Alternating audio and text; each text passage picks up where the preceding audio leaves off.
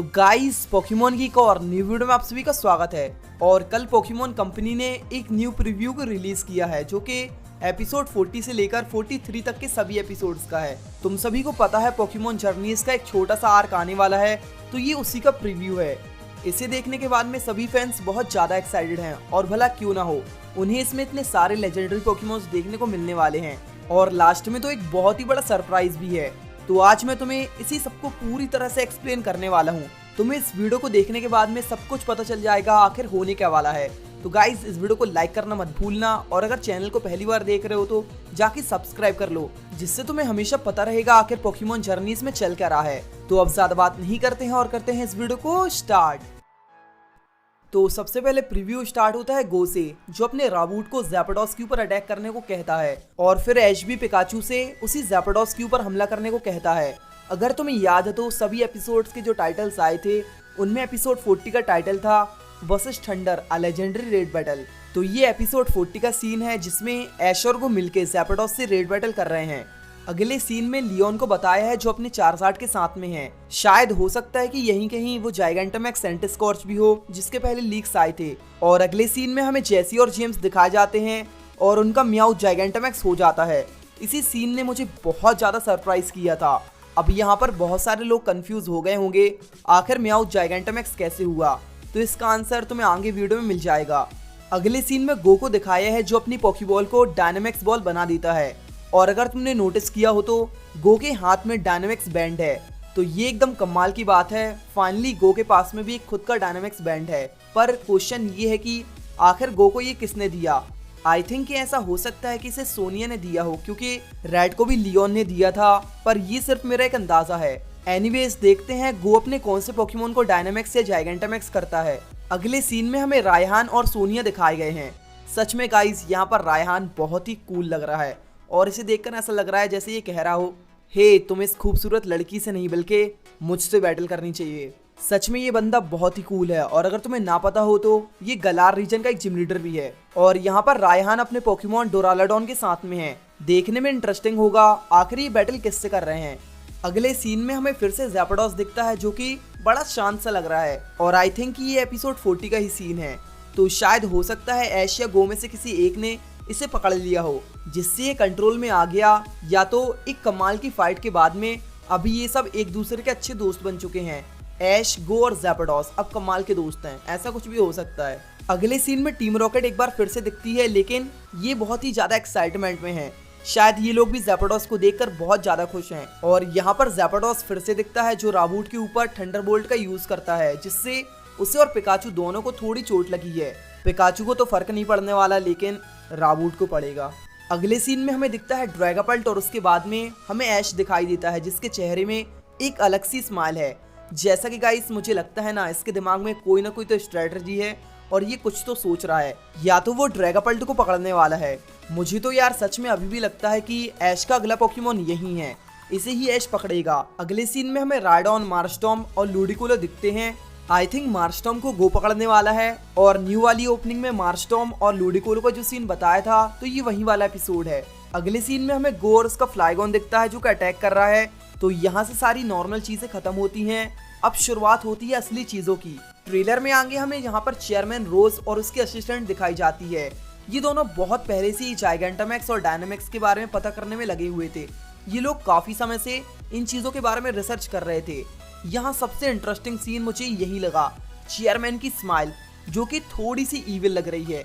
ये बंदा मुझे थोड़ा बहुत लाइसेंड्रे की याद दिलाता है। मैं तुम्हें वीडियो में आगे इसके बारे में और बताने वाला हूँ। अगले सीन में हमें एक बहुत ही बड़ी बॉल जैसी मशीन दिखाई जाती है जो अचानक से चमकने लगती है और उसके अंदर से एक एनर्जी बाहर आती है। तभी हमें स्क्रीन पर ये दिखाई देता है। इसका इंग्लिश में ट्रांसलेशन करो तो इसमें लिखा है resurrection of the great disaster Mugen Diana. Mugen Diana मतलब एटर्नेटस। तो इसका मतलब होता है कि ये लोग एक चलती फिरती तबाही एटर्नेटस को जिंदा करने वाले हैं। तो इस बंदे चेयरमैन रोज की स्माइल के पीछे का रीजन ये था, ये एटर्नेटस को जिंदा करना चाहता था। मैंने बोला था ना ये बंदा मुझे लाइसेंड्रे की याद दिलाता है।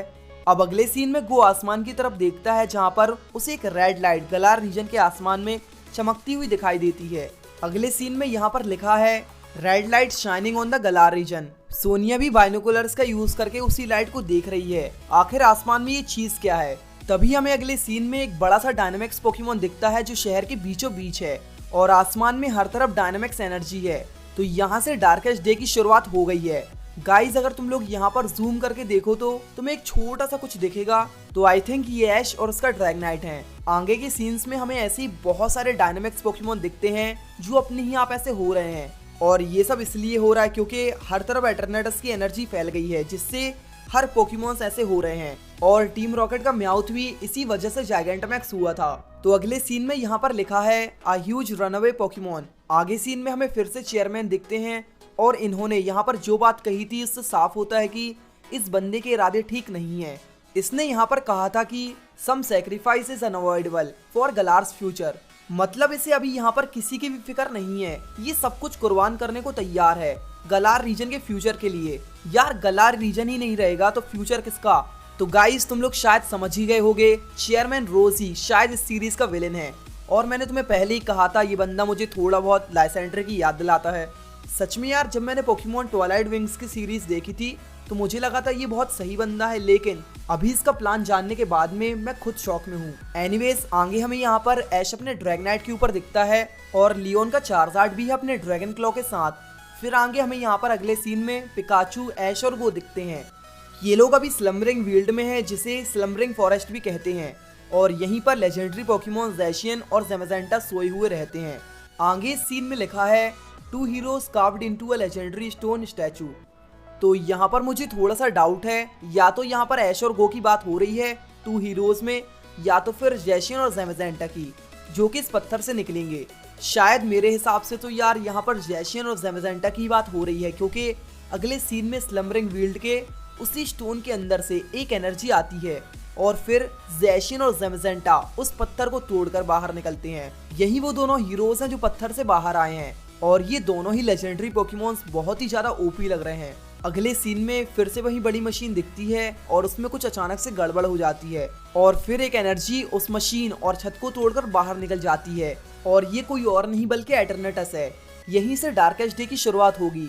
बस सीन्स को आगे पीछे दिखा दिया गया है और यहाँ पर ऐश अपने ड्रैगनाइट के ऊपर है। हमने इन दोनों को इस वाले सीन में भी देखा था।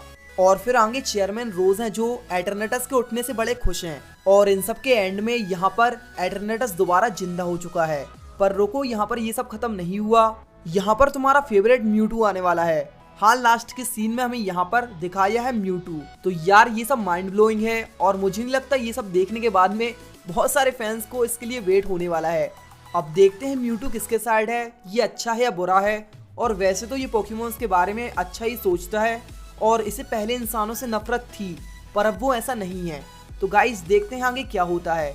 सोचो अगर ऐश के साथ में ये मिलकर दूसरे पोकेमोन से लड़े तो, जैसे एटर्नेटस से, तो सच में कमाल का होगा। तो गाइस मैंने तुम सभी को सब कुछ एक्सप्लेन कर दिया है, लेकिन अगर मुझसे कोई पॉइंट छूट गया हो तो मुझे कमेंट्स में बता सकते हो।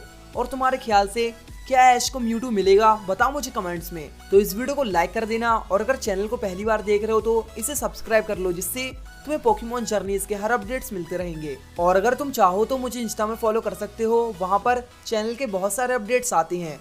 तो गाइज मिलते हैं हम नेक्स्ट वीडियो में, तब तक के लिए गुड बाय।